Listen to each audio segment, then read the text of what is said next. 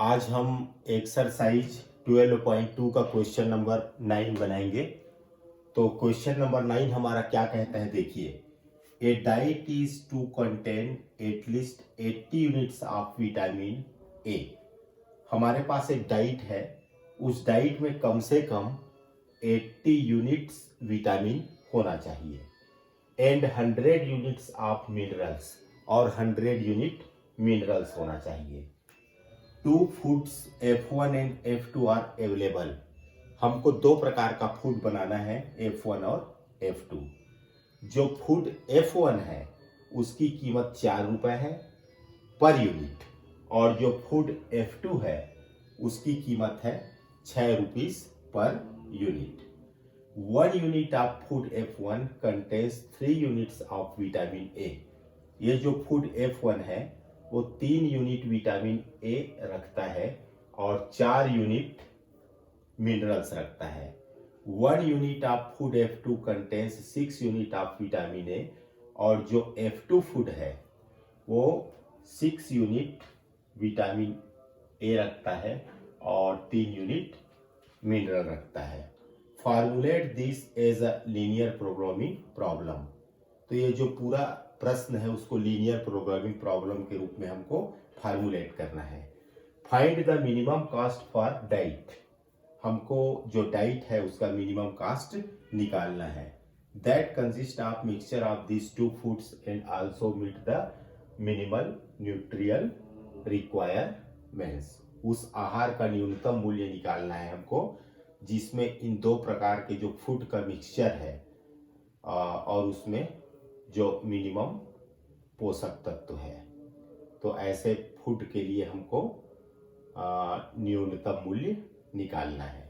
तो इस पूरे प्रश्न को मैं एक टेबल के रूप में लिखता हूं तो आपको समझने में आसानी होगी। तो यहां पर जो फूड है, हमारे पास दो प्रकार का फूड है। हमारे पास दो प्रकार का फूड है, ये दो प्रकार का फूड है। एक फूड है F1 और एक फूड है F2। यहां पर जो विटामिन की मात्रा है और मिनरल की मात्रा है उसको हमको देखना है, और साथ ही साथ इसका कॉस्ट क्या है वो भी मैं लिख देता हूं। जो फूड F1 है उसमें विटामिन की कितनी मात्रा है आप लोग ध्यान से देखिए। देखिए यहां पर फूड F1, इसकी कास्ट है 4 रुपए, यहां पे लिख देता हूं 4 रुपीज। जो फूड F1 है उसका कास्ट है 4 रुपीज, और फूड F2 का कॉस्ट है 6 rupees. 6 rupees. 1 unit of food F1 contain, ये जो फूड F1 है 3 यूनिट विटामिन ए रखता है। 3 यूनिट विटामिन ए रखता है, 3 यूनिट, और 4 यूनिट ये मिनरल रखता है।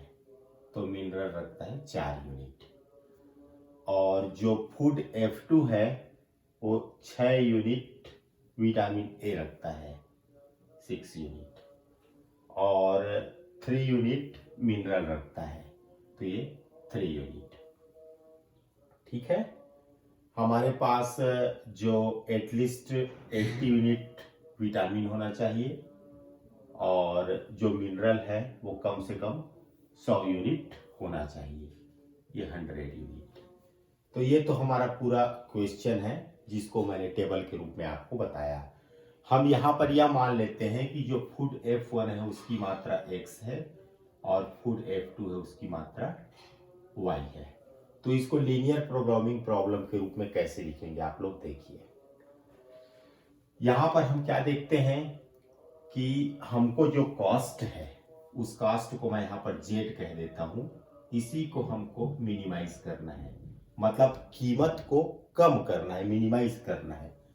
तो यहां पर कीमत देखिए, कास्ट है 4 रुपए 1 यूनिट का, तो हमारे पास टोटल X यूनिट है। फूड F1 6 रुपए कीमत है पर यूनिट का, तो हमारे पास टोटल Y यूनिट फूड है, तो ये हो जाएगा 6Y। इसी तरह जो सब्जेक्ट टू कांस्टेंट होगा, सब्जेक्ट टू कांस्टेंट, यहां पर देखिए विटामिन ए की मात्रा 3 यूनिट है, तो टोटल फूड हमारे पास x है तो 3x हो जाएगा। प्लस फूड F2 में देखिए विटामिन ए की मात्रा 6 है, तो 6 का मल्टीप्लाई y से होगा तो 6y, और कम से कम इसकी मात्रा 80 होनी चाहिए और 80 से ज्यादा भी हो सकती है। यहां पर मिनरल 4 यूनिट है फूड F1 के लिए, तो 4 का गुना x से होगा।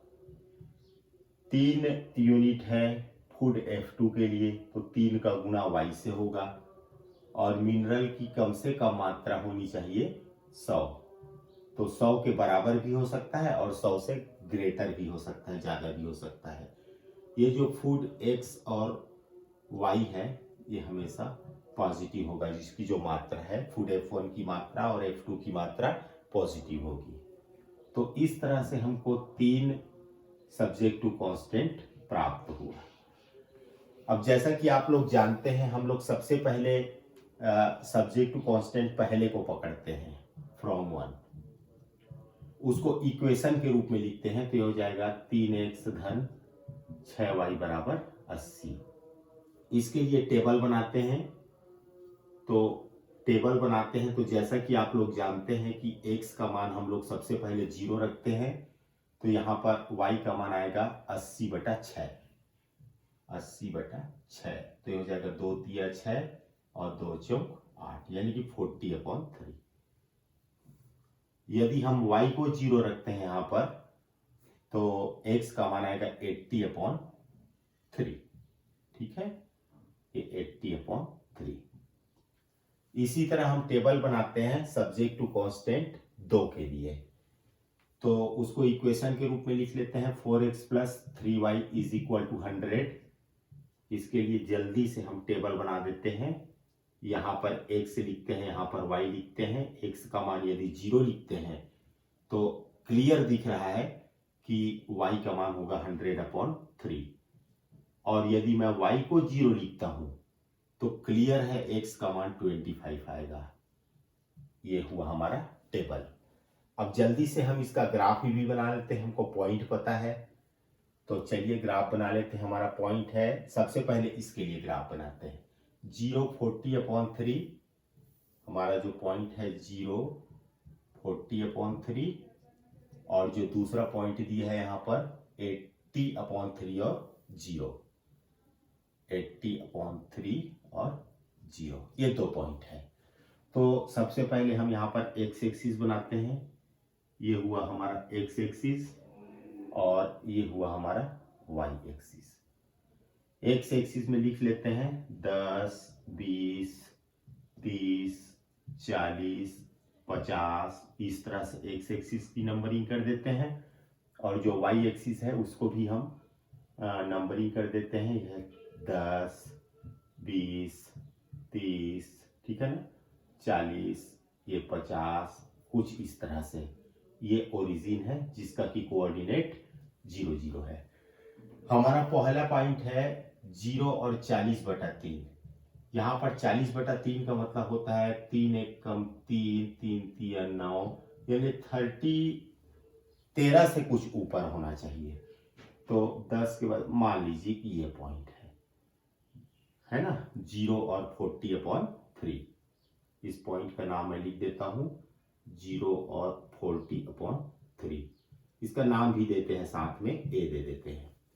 दूसरा जो पॉइंट है 80/3 और 0, यहाँ पे 80/3 का क्या मतलब हुआ, 3 दूनी 6 है ना, और 3 छक्के 18, यानी कि 26 से ज्यादा होना चाहिए और 27 से कम। तो 26 से ज्यादा मतलब मान के चलिए यहाँ पर 20 और 30 के बीच में कहीं पर होगा, मान लीजिए पॉइंट है। तो इस पॉइंट का नाम है 80/3 और 0, 80/3 एंड 0, इसका नाम मैं दे देता हूं B। अब हम A और B को मिला देते हैं, तो ये मैंने मिला दिया A और B को, ठीक है।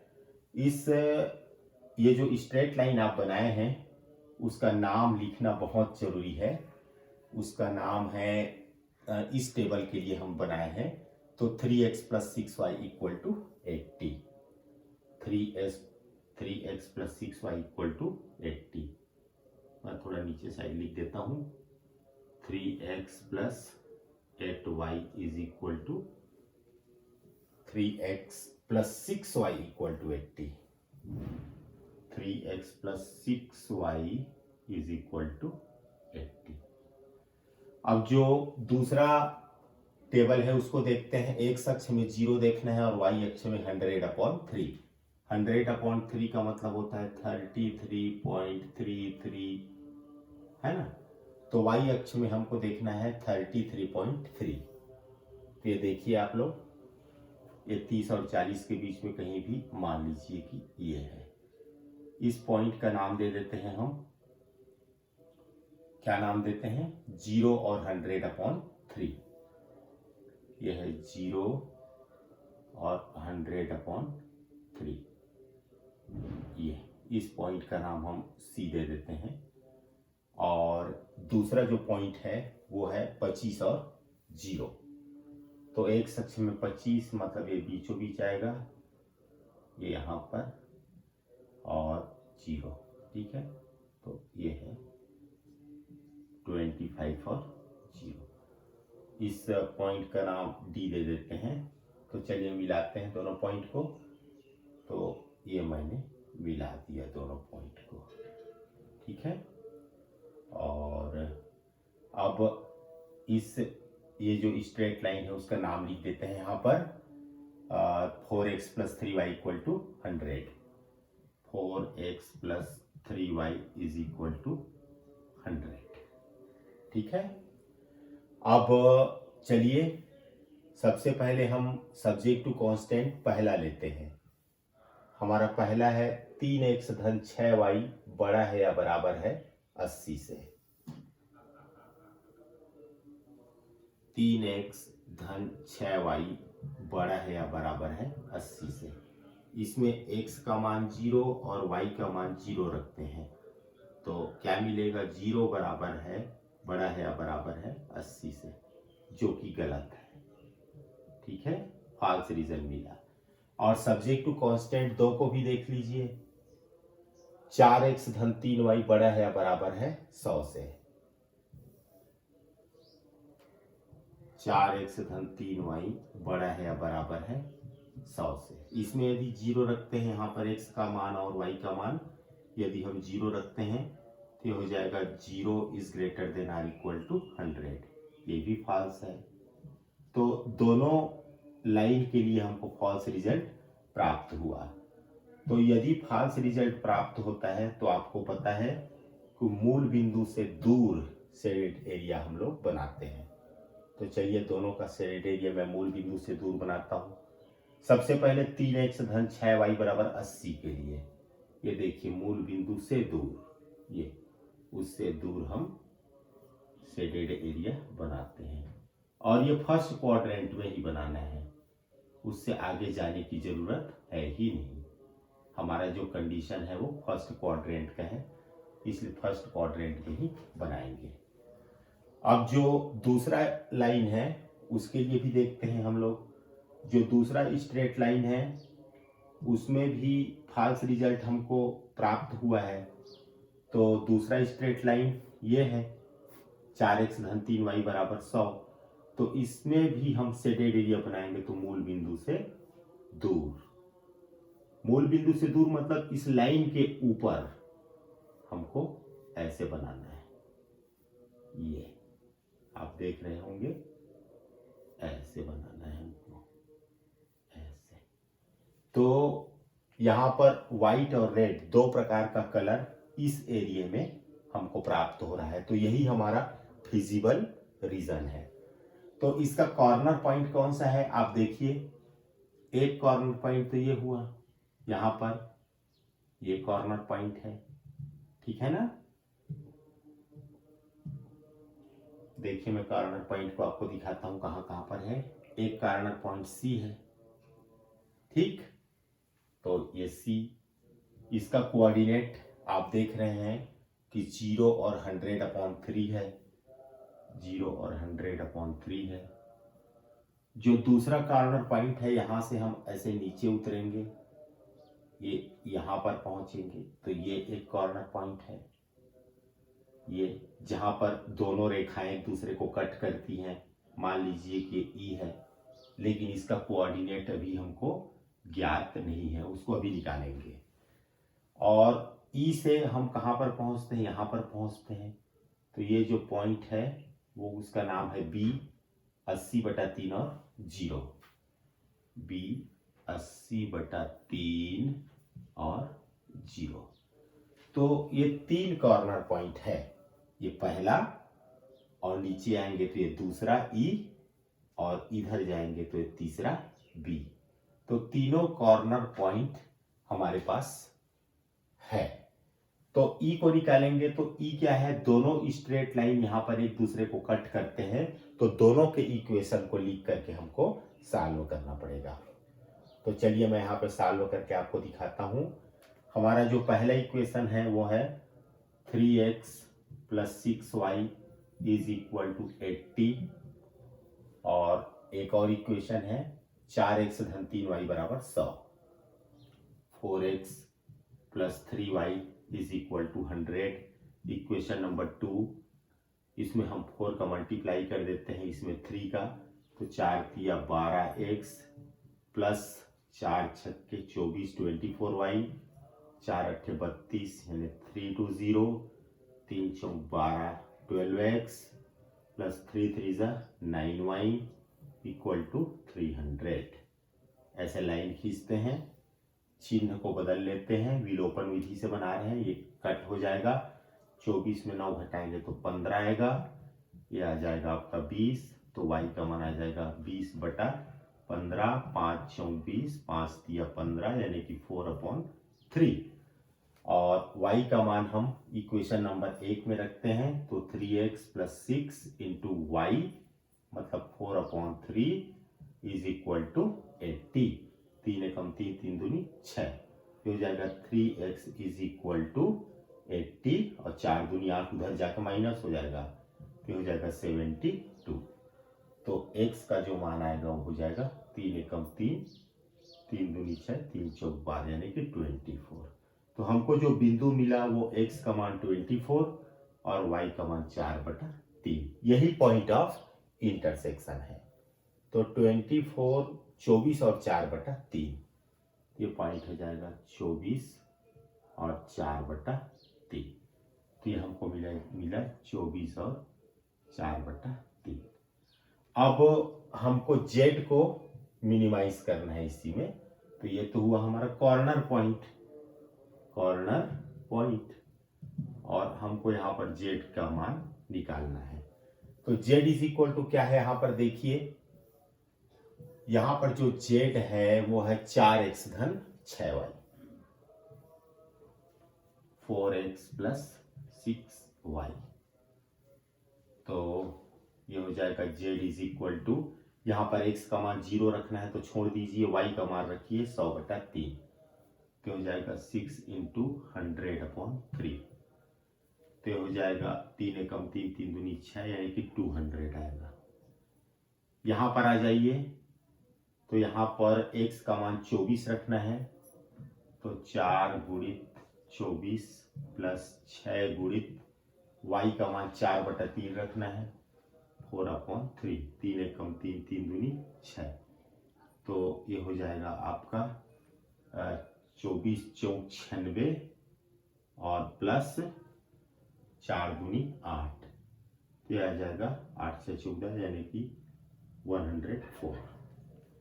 यहाँ पर हमको x का मान 80/3 रखना है, y का 0, तो y को तो छोड़ दिए, 80/3 रख के देखिए x का मान, तो 4 × x का जो वैल्यू है वो है 80/3, तो ये हो जाएगा 4 × 8 = 32, 320/3।